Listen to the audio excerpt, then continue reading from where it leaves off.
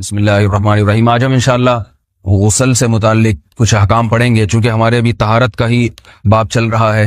غسل کب فرض ہوتا ہے اور غسل کا طریقہ کیا ہے؟ رسول اللہ صلی اللہ علیہ وسلم نے فرمایا ان اللہ لا یستحی من الحق، اللہ تعالی حق بات کو بیان کرنے سے حیا نہیں کرتے۔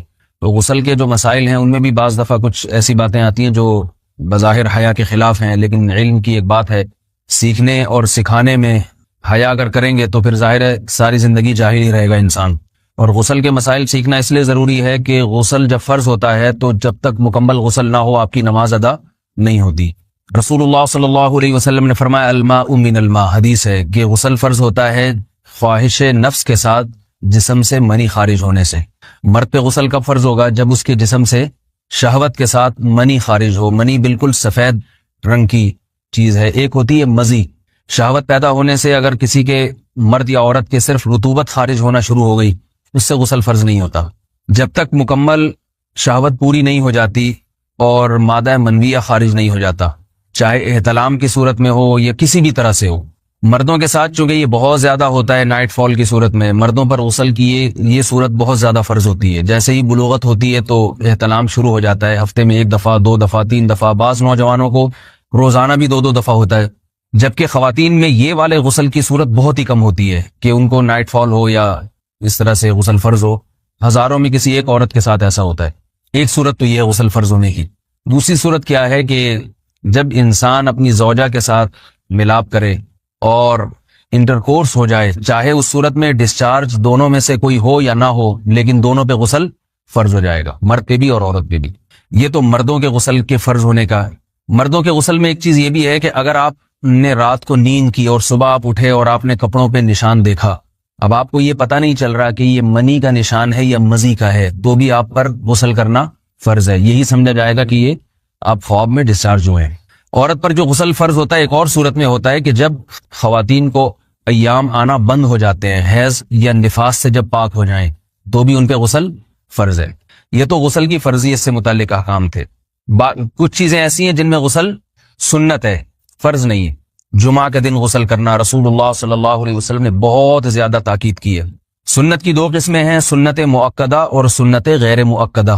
مؤکدہ وہ ہوتی ہیں کہ جن کو چھوڑنے کا اگر کوئی معمول بنا لے تو گناہ کا خطرہ ہے، اور ایسا شخص قابل ملامت ہے، اسے شریعت ملامت کرتی ہے، برا بھلا کہتی ہے۔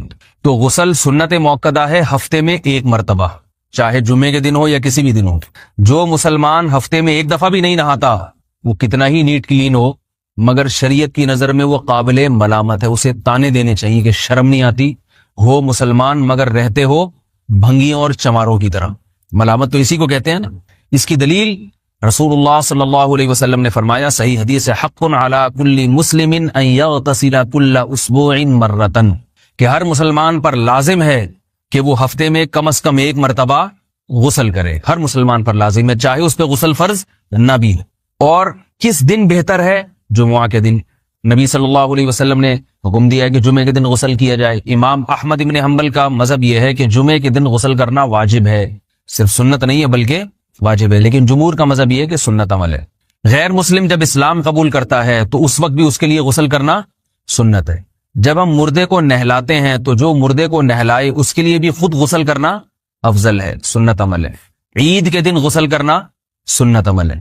تو یہ وہ تمام مواقع ہیں جن میں غسل کرنا رسول اللہ صلی اللہ علیہ وسلم کی سنت ہے۔ غسل کا طریقہ کیا ہے؟ غسل میں 3 چیزیں فرض ہیں، منہ بھر کے قلی کرنا، ناک میں پانی ڈالنا کہ ناک کی جو نرم جگہ ہے یہ اچھی طرح تر ہو جائے، اور پورے جسم پہ 1 مرتبہ پانی بہا دینا کہ جسم میں بال کے برابر جگہ بھی خشک نہ رہے۔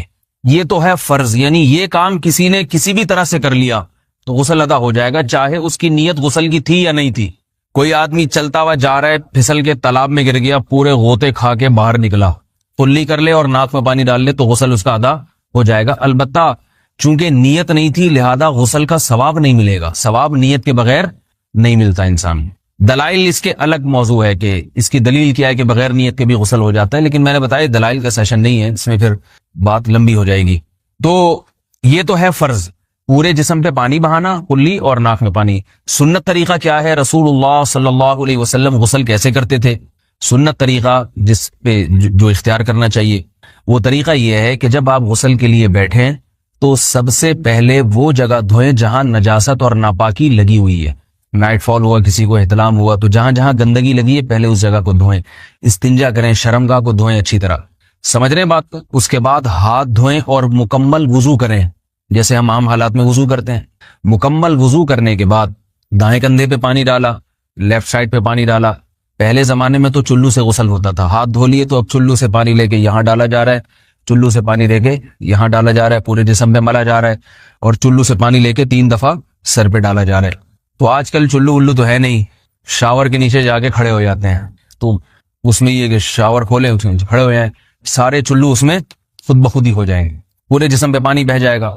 نبی صلی اللہ علیہ وسلم کے دور میں یہ جدید چیزیں نہیں تھیں, شیمپو اور صابن. تو آپ صلی اللہ علیہ وسلم بیری کے پتوں سے غسل کی ترغیب دیا کرتے تھے. بیری کے پتوں کو اگر پانی میں پکایا جائے تو پانی میں میل کچیل صاف کرنے کی صلاحیت بہت بڑھ جاتی ہے. ہمارے زمانے میں اس تکلف کی ضرورت نہیں ہے, صابن ملتے ہیں اس سے نہایا کریں. بہرحال کہنے کا مقصد یہ آپ لوگوں سے, تو یہ سنت طریقے سے غسل ہو جائے گا آپ کا. سمجھ رہے ہیں بات کو؟ سب سے پہلے استنجا کیا, اس کے بعد وضو کر لیا, اس کے بعد غسل کر لیا. اگر کسی نے غسل میں وضو نہیں کیا اور ویسے ہی پورے جسم پہ پانی بہا دیا تو بھی اس کا وضو خود بخود ہو جائے گا. اس غسل سے وہ نماز پڑھ سکتا ہے, کیونکہ بعض لوگ غسل کرنے کے بعد دوبارہ وضو کر رہے ہوتے ہیں. اس کی ضرورت نہیں ہے, کیونکہ جب غسل کرتے ہیں تو وضو والے اعضاء تو خود بخود اس میں دھل جاتے ہیں. یہ ہے غسل کا طریقہ.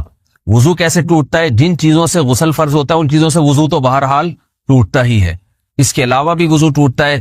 اس سے پچھلے لیکچر میں نے کچھ تفصیل بتائی تھی کہ نجاست جسم سے کہیں سے بھی خارج ہو جائے یا نجاست نکل کے بہہ پڑے, اگر قضائے حاجت کی جگہوں سے نجاست خارج ہوئی ہے تو نظر بھی آ جائے وضو ٹوٹ جائے گا, اور قضائے حاجت کے علاوہ جگہوں سے اگر نجاست خارج ہوئی ہے, خون وغیرہ ہے جیسے, تو جب تک نکل کے بہے گا نہیں تو اس وقت تک وضو نہیں ٹوٹے گا.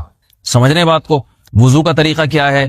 سب سے پہلے دونوں ہاتھوں کو دھویا جائے, 3 دفعہ کلی کی جائے, مسواک کی جائے, 3 دفعہ ناک میں پانی ڈالا جائے, پھر پورے چہرے کو پیشانی, یہ جو ہے جہاں سے پیشانی ہماری شروع ہو رہی ہے اور تھوڑی کے نیچے تھوڑی جہاں ختم ہو رہی ہے, اور ایک کان کی لو سے دوسرے کان کی لو تک 4 اعضاء ہیں وضو میں دھونا فرض ہیں. 1 چہرہ, نمبر 2 بازو, نمبر 3 سر کا مسا, چوتھائی سر, اور نمبر 4 پاؤں کو دھونا. اس کی دلیل قرآن مجید کی مشہور آیت ہے فاغسلوا وجوہکم وایدیکم الی المرافق. اللہ فرماتے ہیں ایمان والو جب نماز کا ارادہ ہو تو اپنے چہروں کو اور اپنے ہاتھوں کو دھو, سر کا مسا کرو اور پاؤں کو ٹخنوں سمیت دھونے کا حکم ہے قرآن مجید میں. البتہ سر کے بارے میں یہ نہیں ہے پورے سر کا مسا کرو, بلکہ آ رہا ہے وامسحوا برؤوسکم, با کا لفظ ہے, با آتی ہے تبعیض کے لیے کہ سر کے بعض حصے کا مسا. اب بعض حصے کا قرآن حدیث میں کہیں